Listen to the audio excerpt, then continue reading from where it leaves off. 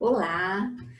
Voltamos então com o querido Helder de Fortaleza e vamos agora para o nosso segundo bloco, onde ele vai nos contar um pouco a respeito do livro que fala sobre os passes e a cura. Eu acho que é uma conversa bastante interessante essa. Vamos lá, querido, por favor. Posso começar? Claro! Bom, vamos tentar falar um pouco sobre isso aí. Na casa espírita primeira, que eu trabalhei por muitos anos, as pessoas tinham o passe era algo realmente muito importante na casa. E por longos anos eu participei das equipes de passe. Só que eu aproveitei para estudar um pouco mais sobre isso. Li todos os livros de Jacob Mello, algum livro do Herculano Pires. Há uma série de livros bem conhecidos agora que eu não vou recordar todos. Sim. Li alguns livros estrangeiros, como da Barbara Ann Smith. Eu Uma li série de também livros que delas. tratam sobre esse assunto. Pois bem, então lendo todos esses livros, despertou em mim um interesse, assim como se aquilo fizesse parte de mim. É como se talvez... não é bom a gente falar assim porque fica místico, mas assim, é como se aquilo eu já conhecesse, sei lá, de outra vida. Aquilo era muito natural para mim, não algo artificial. Eu já tinha uma certa noção daquilo que estava adormecida em mim. E eu comecei a ter um pouco mais de contato com Jacob Mello, que o Jacob Mello, ele se diz assim, magnetizador, antes de se dizer espírito, embora a gente não consiga separar magnetismo e espiritismo. Tive a oportunidade de estar com ele em Fortaleza e jantar com ele algumas vezes, e ao Leão, que é a casa espírita onde ele desenvolve o trabalho dele. E para quem não conhece Jacob Mello, a casa espírita dele faz reuniões mediúnicas exclusivas de estudo. Não sei se ainda hoje é desse jeito. Estudos sobre magnetismo, estudos sobre paz. Fui lá conhecer todo um trabalho, é uma casa maravilhosa, pessoas assim incríveis, e conheci um pouco desse trabalho. E descobri que nós poderíamos desenvolver algo parecido no Ceará. O Jacó é da onde? Jacó é de Parnamirim, Rio Grande do Norte. Rio Grande do Norte. É aqui perto. Eu cheguei aí de carro lá para conhecer as tarefas que ele desenvolvia. E é algo realmente muito bonito e respeitável. Evidentemente, eu sou uma pessoa assim, cética por natureza, talvez até pelo fato de ser engenheiro, não sei. Mas sim, o certo é que, para mim, as coisas precisam ser 2 mais 2, 4.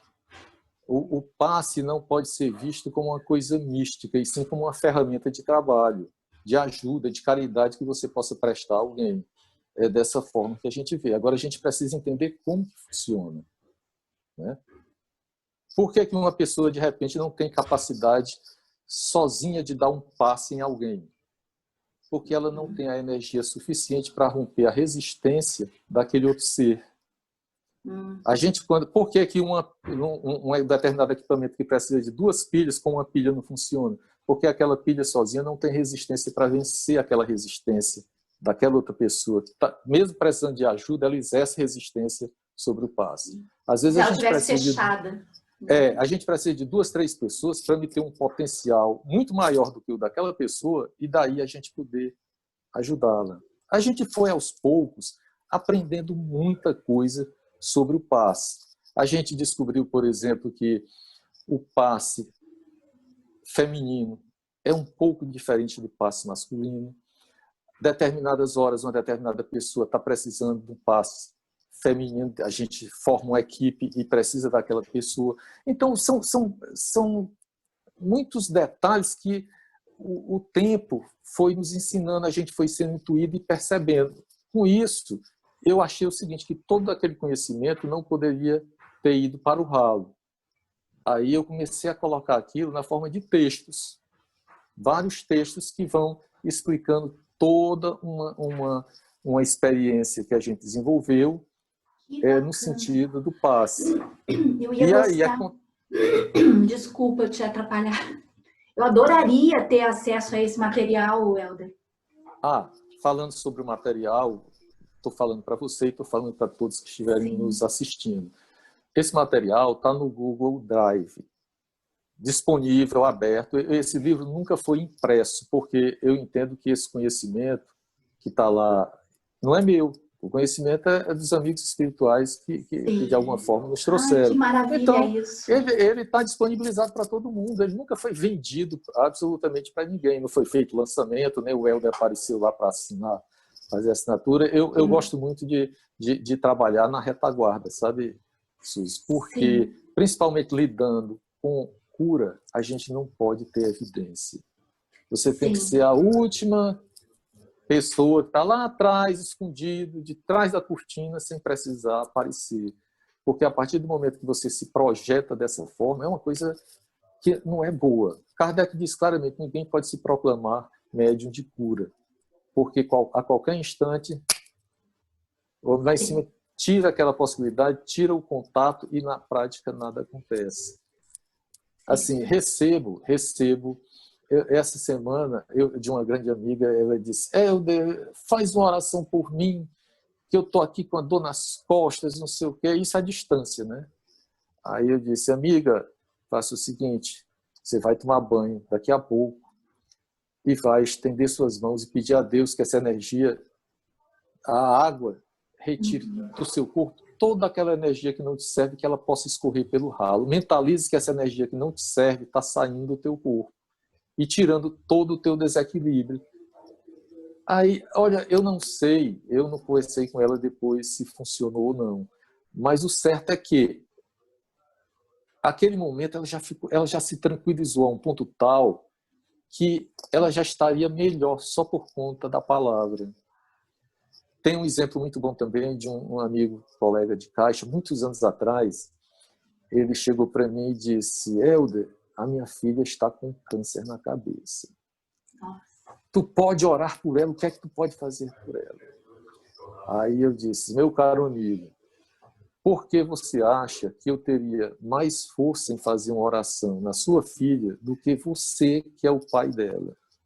Por que você não encontra em você essa força capaz de executar isso aí? Tenha certeza que pela afinidade que você tem de pai, você vai ter muito mais poder do que eu. Tá certo? Não seria eu a pessoa certa, e sim você.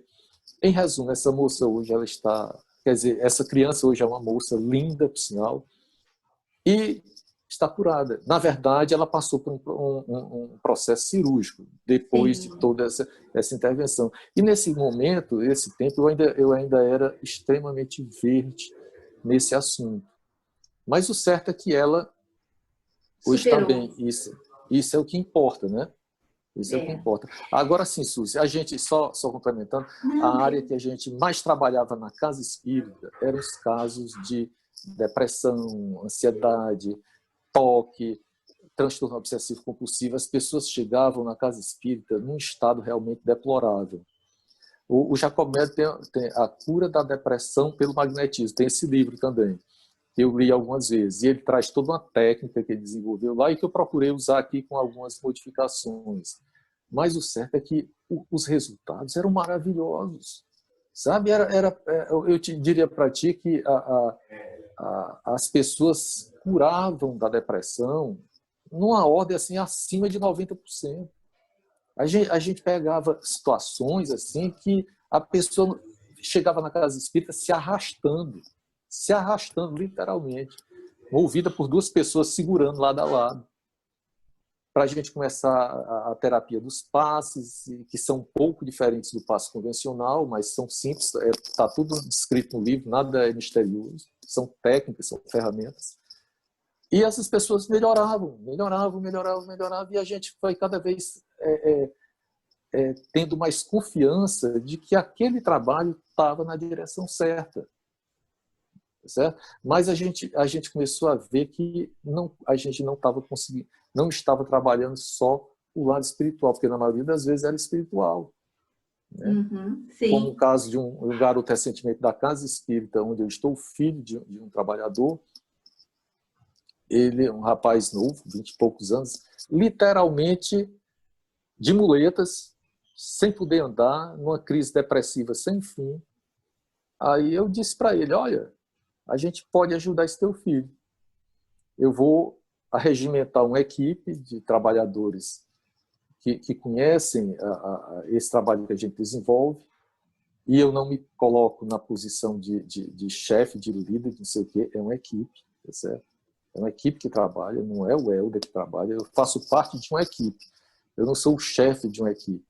E nós fomos na casa desse rapaz. Nesse processo, para quem tem mediunidade e compreende, havia um processo obsessivo extremamente complexo, onde havia assim, uma certa aderência de um espírito às costas do rapaz, que era onde ele estava com problema nas costas. Esse rapaz, com 2 dias, estava normal, sem muleta, sem mais nada, andando normal, sem sentir mais nada. Na verdade, a gente foi tratar um aspecto físico e era um aspecto espiritual. Então, assim, é tudo imprevisível. Esse tipo de atividade é absolutamente imprevisível. Mas, assim, aqui eu estou externando para você e para quem estiver nos ouvindo. Mas a gente faz isso no mais absoluto anonimato e sigilo, porque longe de quem trabalha com essa atividade, com verdade, com realidade, a gente não quer que haja, como é que eu diria, publicidade em torno disso, porque é o fim. É o fim. De repente, a gente não suportaria essa notoriedade, entendeu? Isso não funciona legal. E tenho certeza que assim como eu, diversas pessoas desenvolvem a tarefa que eu desenvolvo. Mas essas pessoas também, quando procuram fazer a coisa com verdade, querem o absoluto anonimato. Sim. O verdadeiro, exatamente, o verdadeiro médium, ele não precisa de visibilidade, de fama, de pagamento. E quando acontece de nós vermos médiums se vangloriando e se popularizando por causa da mediunidade, pode ter certeza que tem alguma coisa errada ali. Exatamente. É sempre assim. Alguma coisa vai acontecer de muito estranho, de muito errado, de muito... Esse trabalho de vocês é muito lindo. Aliás, o trabalho de muitas casas espíritas é muito lindo, né? Que a gente nunca sabe quando... A gente nunca sabe quando começa o problema espiritual e o problema físico. É um círculo que se completa. A gente nunca sabe se foi o problema físico que gerou o desequilíbrio espiritual, se foi o problema do obsessor que gerou o problema físico. É um círculo vicioso que precisa ser rompido. E, normalmente, o trabalho que é feito através dos passes, através da desobsessão, né? Um trabalho mediúnico, ele encontra o ponto de romper esse círculo vicioso. Isso é muito lindo. Eu queria fazer uma narrativa que eu acho interessante, que toda casa espírita possui um curso de passes, na maioria das vezes sim. Só que na casa espírita onde eu trabalhava, eu quis ir além, e eu quis fazer um curso de passe, que eu chamei de avançado. E por que avançado? Porque ele mergulhava nas revistas de Kardec, na época que Kardec trabalhava como magnetizador. Então, há um celeiro de informações muito grandes dentro das revistas publicadas por Kardec. Sim. E eu queria fazer menção a algumas coisas aqui que são ditas que raramente a gente encontra. Por exemplo, na revista Espírita de setembro de 1865, a mediunidade curadora deveria ter a sua vez. Embora parte integrante do espiritismo, ela é por si só toda uma ciência, porque se liga ao magnetismo e não só abarca todas as doenças propriamente ditas, mas todas as variedades tão numerosas e tão complexas das obsessões que, por seu turno, também influem sobre o organismo. A gente sabe que a formatação do programa não permite, mas tudo isso aqui que eu vou mostrar para você são trechos, tá certo? Sim, dá para ver. Dá para ver, né? Pois bem. Tudo isso aqui, em tese, são artigos. E esse curso que eu fiz foi todo baseado, aí é onde vai o lado interessante, foi todo baseado em Kardec. Não tinha um slide, eram 70 e poucos slides, foi um curso de dia inteiro, e não tinha uma vírgula que não fosse escrita por Kardec, ou não tivesse no Pentateuco, ou não tivesse nas revistas espíritas. E isso causou um frenesi na casa quando eu disse que ia fazer esse curso. Tá certo? Eu fui chamado de curandeiro no meio de uma reunião de trabalhadores. E uma o que foi que tristeza, Helder. aconteceu? Uma A tristeza. ignorância, ela Então, reina. pois bem, e aí eles estavam falando com alguém que poderia ser chamado de estudioso, porque eu estudava com profundidade, né? Eu disse, meu Deus, como é que pode? Eu tive que ouvir isso e tal. E resolvi fazer esse curso.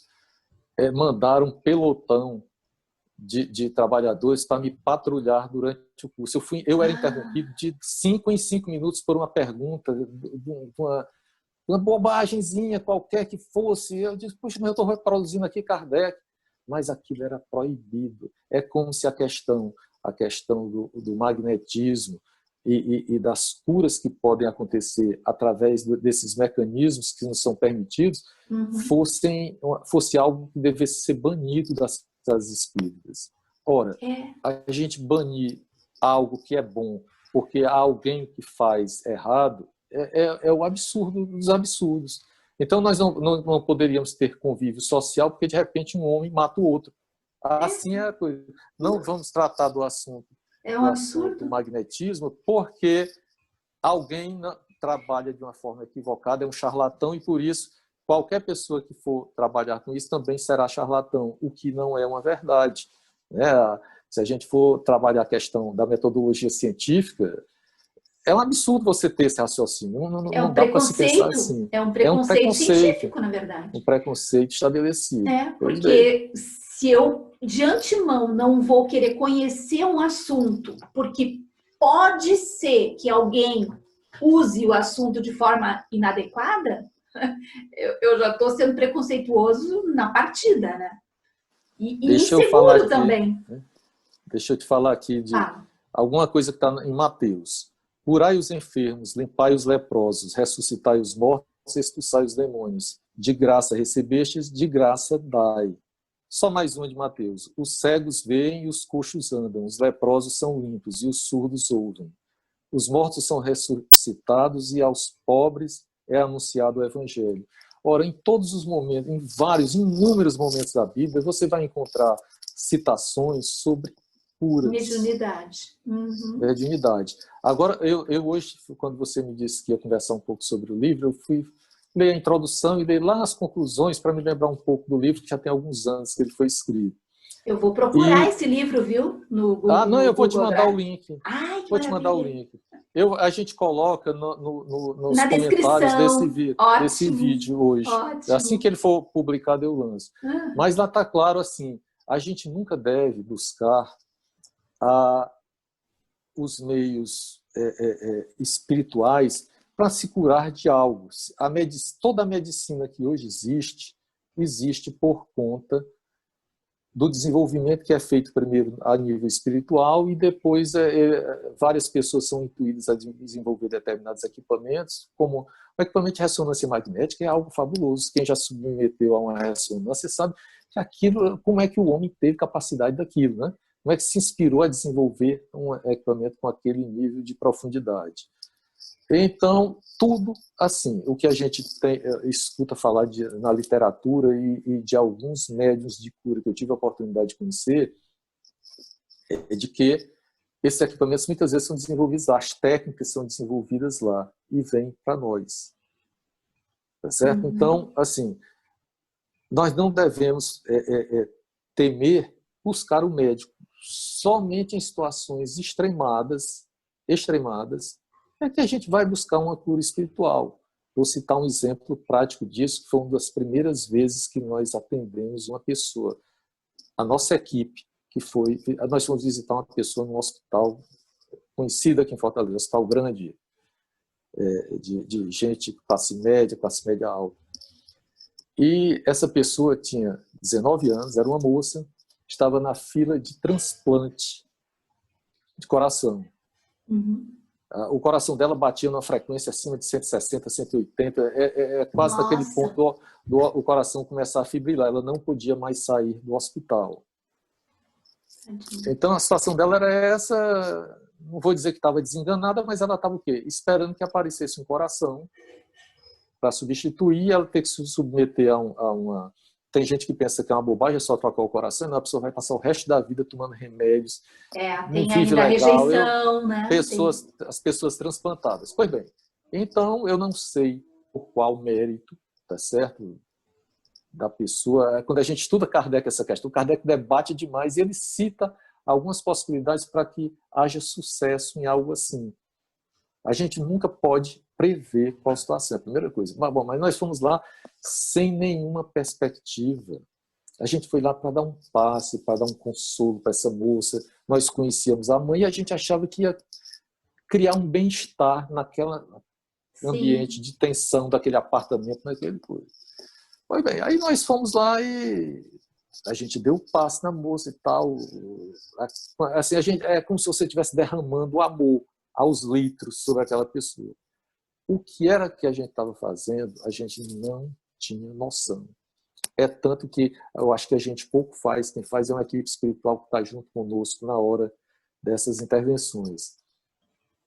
E fomos embora, felizes da vida que havíamos cumprido a nossa tarefa, vamos dizer assim, redentora de ir lá visitar alguém enfermo. Né? Pronto, está feita a nossa parte. Esse é o nosso mérito. E no dia seguinte me liga uma das pessoas que foi conosco, da equipe foi conosco lá. Disse, olha, Helder, aconteceu alguma coisa lá no hospital. Aí eu disse, o quê? Não, estão querendo falar conosco, querem saber o que é que nós fizemos com a moça. Aí eu disse, amigo, o que foi que nós fizemos com a moça? Não, ela está melhor. Está melhor? Tá. Aí a partir desse instante, eu passei a acompanhar, porque eu queria saber o que é. Acompanhar, assim, eu queria quase que relatório médico de manhã, de tarde, de noite, para saber o que estava acontecendo com a moça, né? O que é que a gente havia feito. Com 3 dias, essa moça foi para casa. O ritmo do coração voltou ao normal, ela não fez transplante, e hoje, se eu não me engano, ela é uma blogueira muito conhecida. E assim, é uma menina maravilhosa, linda, vivendo maravilhosamente. Agora, se você perguntar, Helder, por que deu certo? Por que isso? Porque eu não sei te responder uma só pergunta. Sim. Quebra-cabeça, às vezes, é muito longo, é muito amplo. O curso de passe sobre esse assunto, que eu tenho que são 70 e poucos slides, ele trata muito essa questão à luz de Kardec. O que é que Kardec acha, quando é que dá certo, quando é que não dá certo. Ele fala de energias, a energia está mais limpa da pessoa, não sei o quê, a quantidade de pessoas. Ele dá 1000 parâmetros, mas ele não finaliza o raciocínio, assim como eu também não consigo finalizar esse raciocínio. Eu só sei que quando alguém me diz assim, Helder, se importa de ir ali dar um passo? Eu digo, não, me importar eu não me importo e vou. Agora, se você tem a esperança de que a gente vá lá... Vianney tem um texto muito legal no Evangelho segundo o Espiritismo sobre essa questão, quando ele vai curar uma meninazinha cega. Né? Ele diz, eu vou, mas não sou eu que estou no comando desse processo, não. De repente... Sim. Não cobre de mim os resultados, né? Não cobre de repente até dar certo.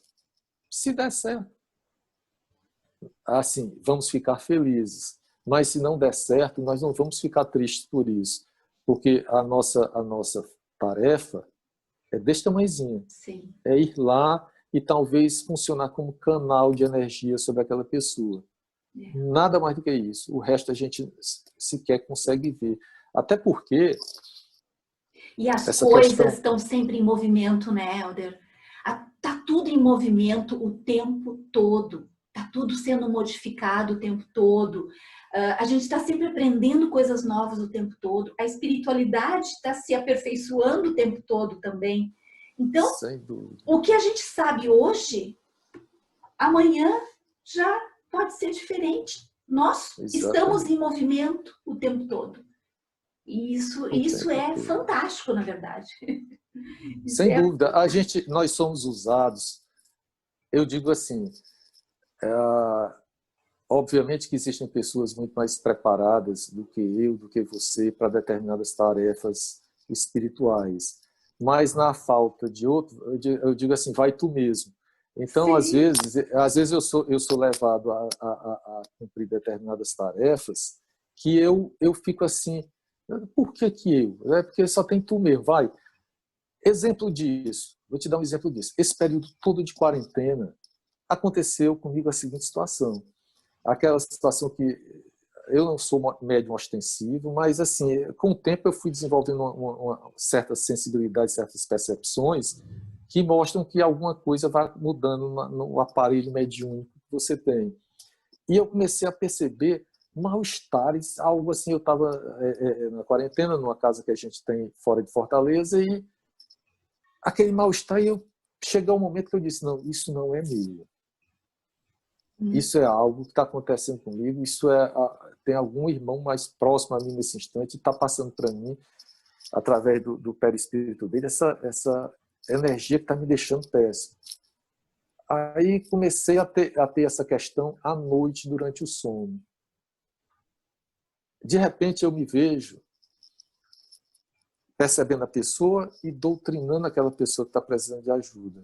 Porque a minha função em mesa mediúnica é doutrinar. Eu literalmente recebi e doutrinei aquela pessoa que estava precisando de ajuda e eu notei a pessoa melhor. Uma das pessoas havia falecido de Covid-19. Entende? A pessoa estava com furo de traqueóstomo ainda, se sentindo incomodada, aquele negócio todo. E tu aí sentindo asfixia, e estava te passando sentindo uma falta de ar, uma coisa maluca, eu dormindo, eu me sentei, eu fiz todo esse processo sentado, literalmente sentado na cama. Certo? Quando essa pessoa se sentiu aliviada, sentiu que não havia mais furo de traqueóstomo no corpo perispiritual dela, se sentiu bem, eu digo, respire, se sinta bem. Ela, quando se sentiu bem, aí ela seguiu. Provavelmente com alguns amigos. Então, a gente, às vezes, desenvolve tarefas que, a princípio, eu nunca imaginei que fosse fazer, como uma dessa ordem. Tratei esse assunto até com alguns amigos, porque sempre que alguém é espírita e passa por situações dessas, a gente tem que discutir com as pessoas para ver se a gente não perdeu a razão e não está delirando. Mas eu conversei com alguns amigos, algumas amigas que eu tenho muito respeito e assim, sei que elas são verdadeiras. Eu disse, olha, aconteceu isso, é possível, o que é que tu acha dessa situação? Aconteceram isso, essa situação aconteceu aí umas, talvez 12 vezes, 15 vezes, e parou, não sei por que parou. Parou, não aconteceu mais de eu doutrinar ninguém, mas o certo é que me chamaram para essa tarefa e eu a fiz. Helder, com o desencarne coletivo que está acontecendo, nós estamos trabalhando muito durante o sono.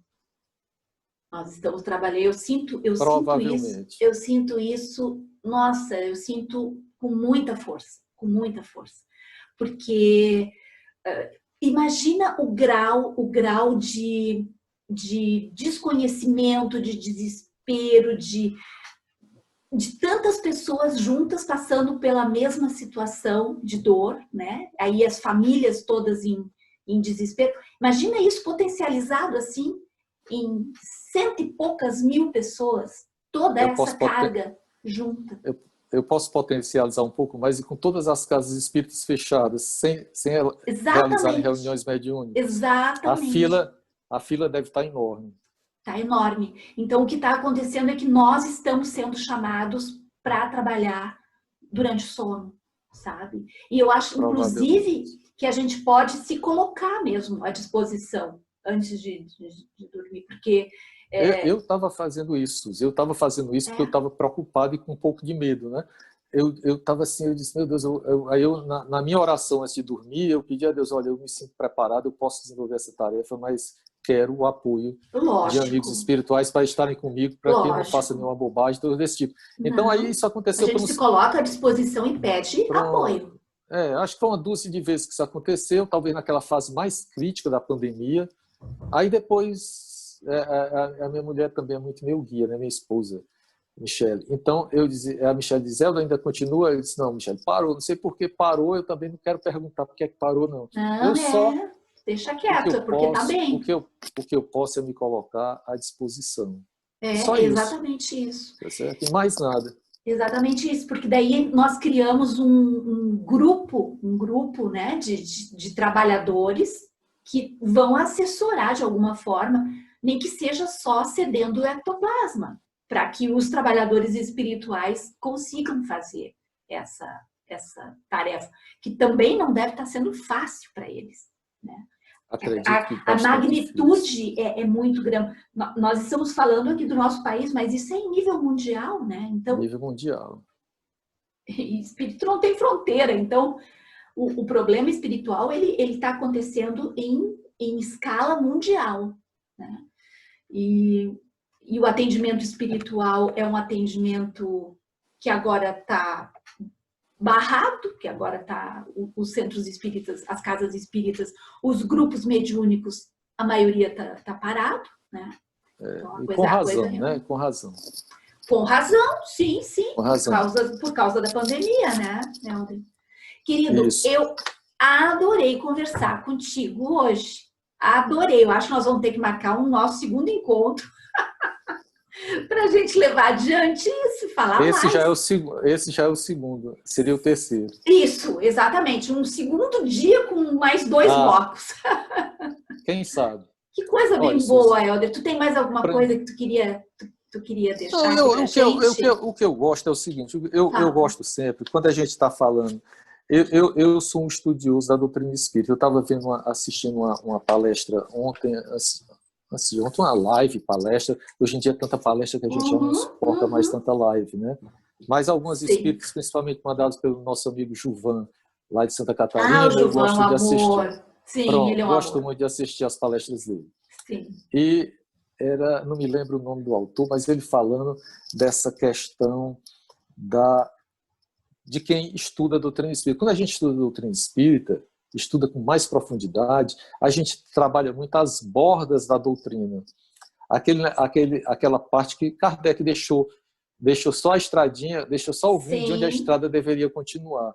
Isso é uma coisa que a gente tem que ter muito cuidado quando está estudando. Eu, pessoalmente, tenho um extremo cuidado exatamente porque a gente precisa, a questão do magnetismo, por exemplo, ou outras questões, ou a revisão de alguns textos de Kardec por conta de alguns equívocos que ele cometeu ao longo do tempo, por conta até do cenário que existia à época. Não faço uma condenação. Então, eu gosto sempre de fincar meus pés no que Kardec diz. Sim. Aí eu queria trazer para ti aqui, para a gente encerrar. Sim, por favor. Uma citação de Kardec aqui que está na questão 555. Não, vou fazer essa outra aqui. Está no ESE, o Evangelho segundo o Espiritismo, capítulo 19, item 12. O Cristo que operou milagres materiais mostrou por esses milagres mesmos o que pode o homem quando tem fé, isto é, a vontade de querer e a certeza de que essa vontade pode obter satisfação. Se todos os encarnados se achassem bem persuadidos da força a força que em si trazem, e se quisessem pôr a vontade a serviço dessa força, seriam capazes de realizar o que até hoje eles chamaram prodígios, e que, no entanto, não passa de um desenvolvimento das faculdades mentais. Então, o desenvolvimento das faculdades mentais associado a ferramentas de trabalho, que é assim que eu trato, Sim. fazem com que esse assunto não seja um assunto místico, e sim um assunto meramente científico. Então, cabe a cada um de nós desenvolver esse potencial que nós temos. Isso não é nada de extraordinário. Jesus chegou a afirmar em algum momento, eu não sou daquelas pessoas que decoram, em algum momento nós poderíamos fazer até muito mais do que ele fez. Então, o que é que isso significa? Significa que nós temos um potencial enorme que nós não usamos absolutamente nada. Mas isso tem que ser usado segundo está ali no Evangelho de João, Mateus, sei lá, que a gente leu nesse instante. Tudo isso tem que ser feito gratuitamente. Em Mateus. Sim. Não cabe a nós nenhum tipo de cobrança e nem se arvorar de ser melhores do que ninguém. Nós somos só servidores do Cristo. 24 horas por dia, até quando a gente dorme, como eu citei para ti. Exatamente.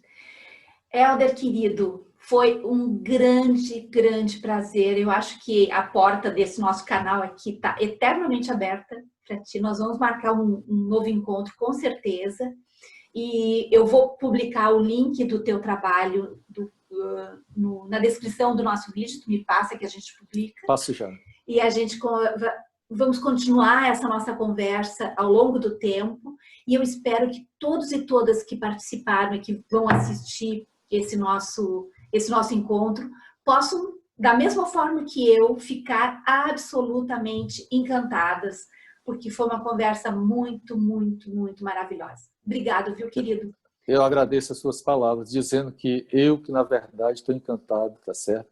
Aliás, já sou encantado de muito tempo com o teu canal, com todas as tuas postagens. A questão não é só os temas e a abordagem que você faz, é o amor que você passa no que você fala. E isso ajuda demais a cativar as pessoas no sentido de acompanharem mais de perto tudo que você diz. Ah, querido, Obrigado. muito, muito obrigado. Vamos parando por aqui, então, e todos e todas fiquem muito bem e nos acompanhem sempre. Até a próxima. Amém. Tchau, Helder.